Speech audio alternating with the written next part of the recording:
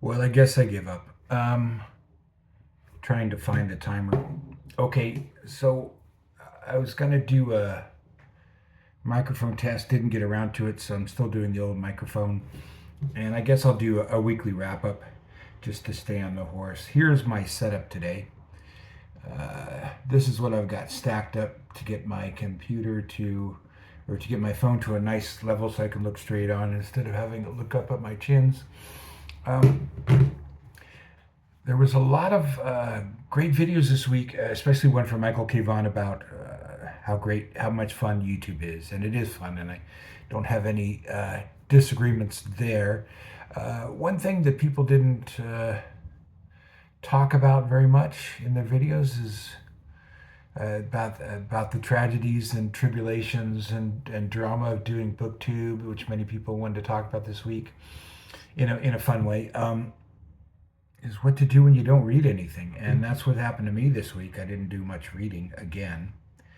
So, leaves me quite a problem. Here's my choice of thumbnails for later. See, I've just been messing around with the phone. I have a couple of phones now. I've been doing a lot of, still doing a lot of,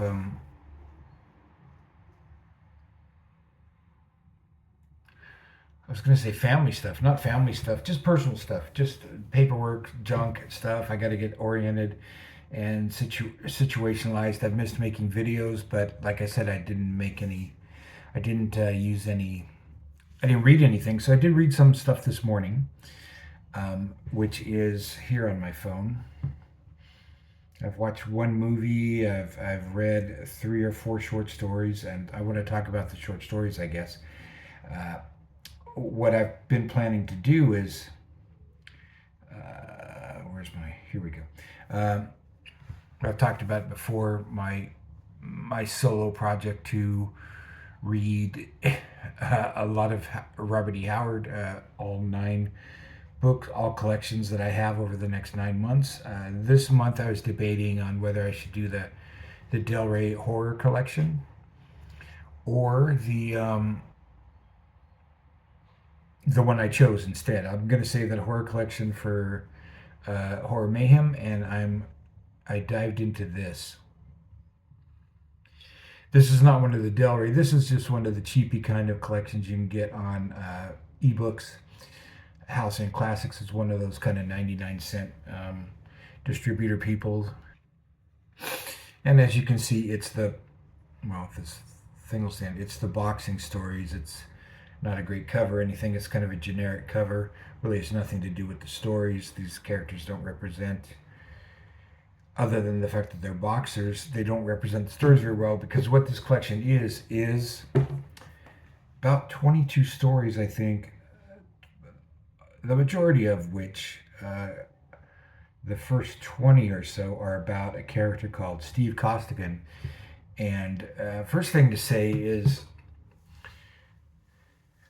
the register that Robert E. Howard is writing in here is obviously, but maybe it's obvious, so different than his historical fiction. And these are humorous stories for the most part, action stories. They are fantastic. The 4 that I've read, 1, 2, 3, 4, are wonderful so far.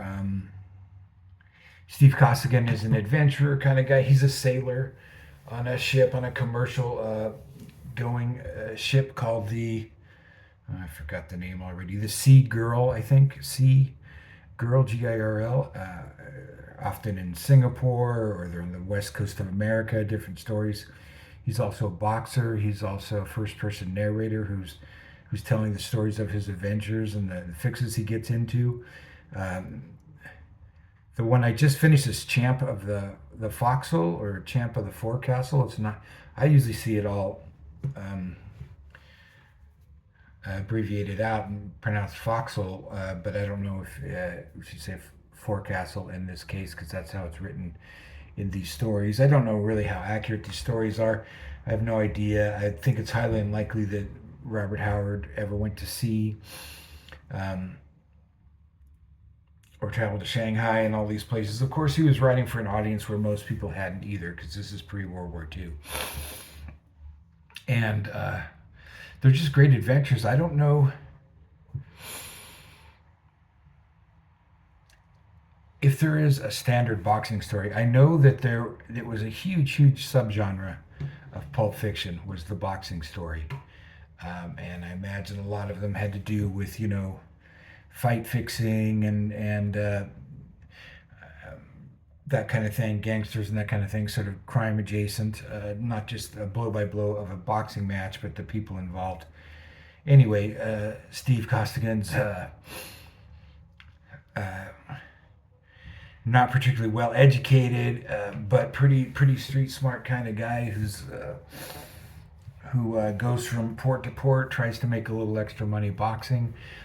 In the story Champ of the Forecastle, he is, like I said, I've only read the first 4 of these 20 or so, but I really love them. I'm going to keep reading them.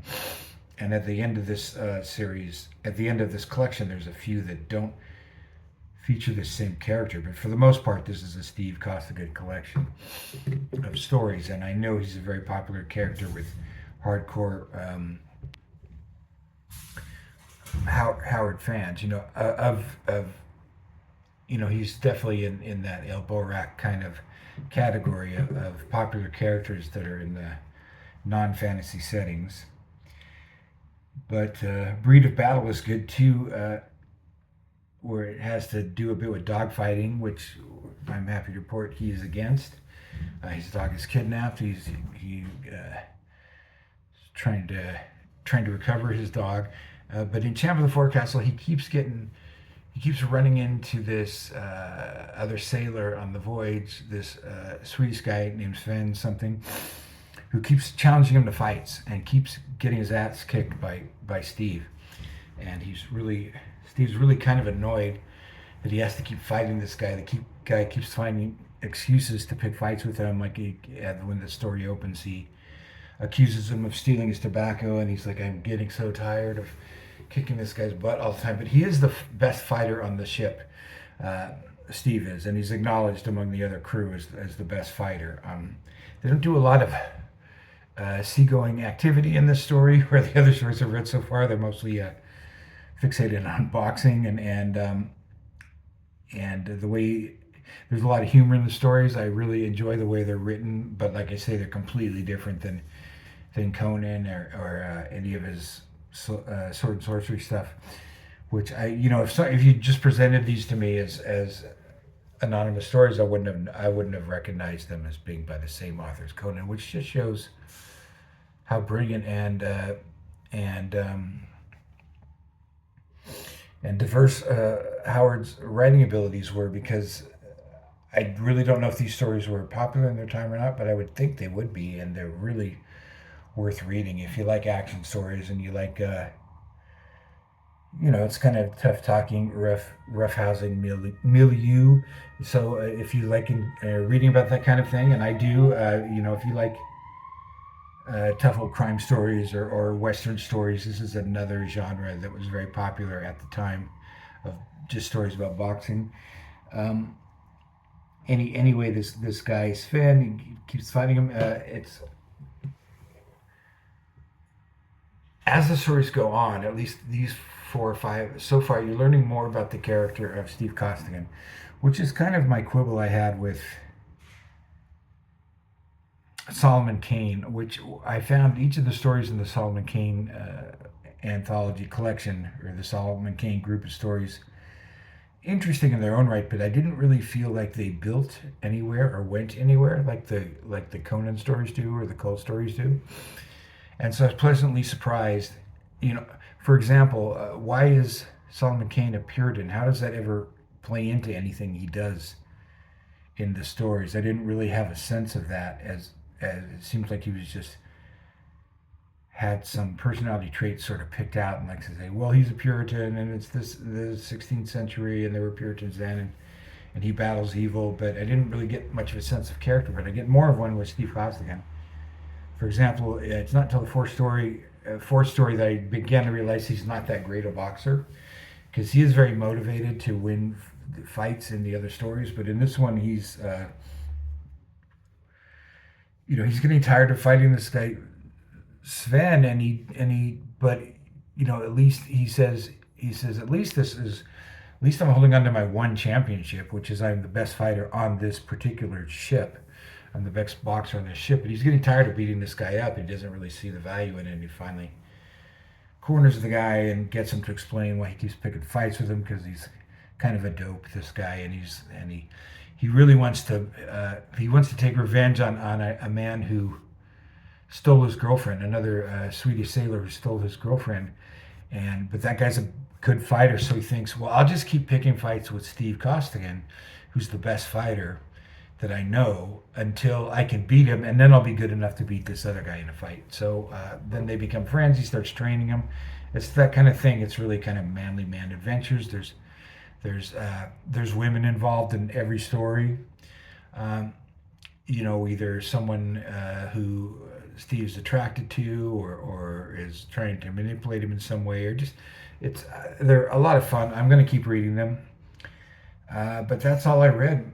I haven't started my Victorian adventure yet with Villette, but I'm going to have to start that. I'm going to start that tonight, just even if I only read 1 or 2 pages, because I really don't want to not get around to it. And the month is going along, right? And I've got a bunch of other stories that I had or short novels I picked up that were recommendations from different videos I watched in Shorty September. I've got about 6 or 7 of those, but they're all from the library, so I got to get on those too. And that'll be it for the month.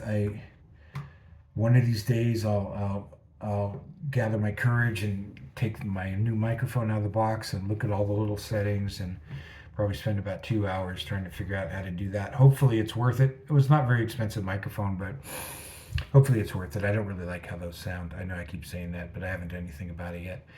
So that was my week in reading.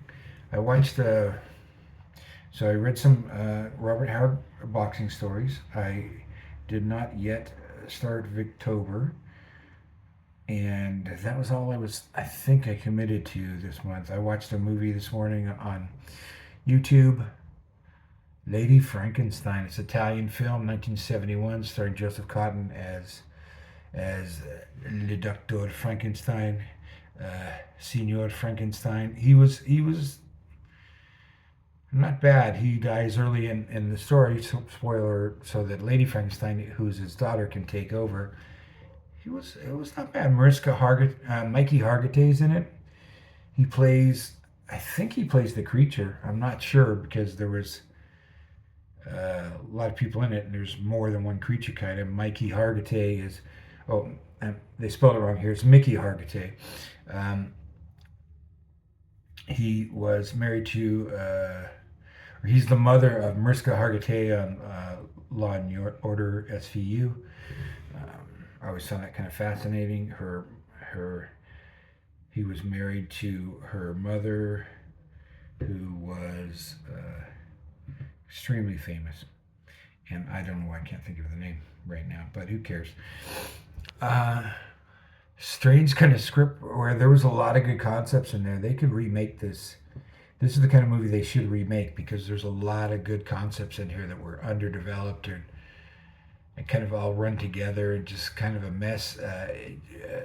Somebody could write a better version of this using the same ideas. But anyway, Frankenstein's in there. He gets killed by the monster.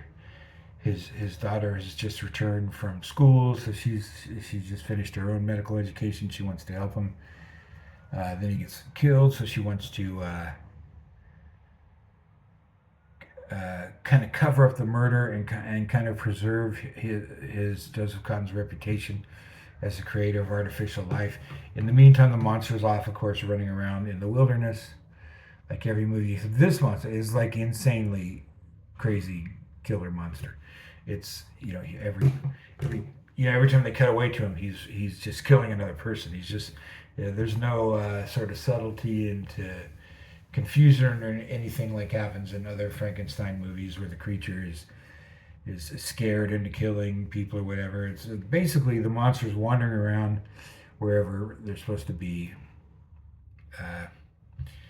probably Germany or something, and just haphazardly running into half-naked couples who he kills. Like people in a couple making love by a stream, so he kills them, and a couple making love in a barnyard and kills them, and then the people that he discover along the way, he kills with them, and there's just a lot of killing there. But it had one kind of idealist, kind of interesting stylistic thing that they did. This is an early '70s horror, Italian cinema. With those really saturated colors and stuff. But every once in a while, every so often, they would do one shot in black and white, kind of to evoke similar shots in like the old classic Universal horror movies. I thought it was really effective, really well done, and so I enjoyed it. What's next? I've got a book to. I'm going to try and read tonight. I'm going to try and read a history book by E.M. Forrester because it has to go back to the library tomorrow. But I'll talk about that later. I've got, like I said, I've got about 6 or 7 books that are specifically all picked off of one or two sites, one or two fellow booktubers who did great 30 for 30 Shorty September runs, and I found a lot of good stuff to read out there. Most of it nonfiction, so I look forward to that, and we'll talk again later. Bye-bye.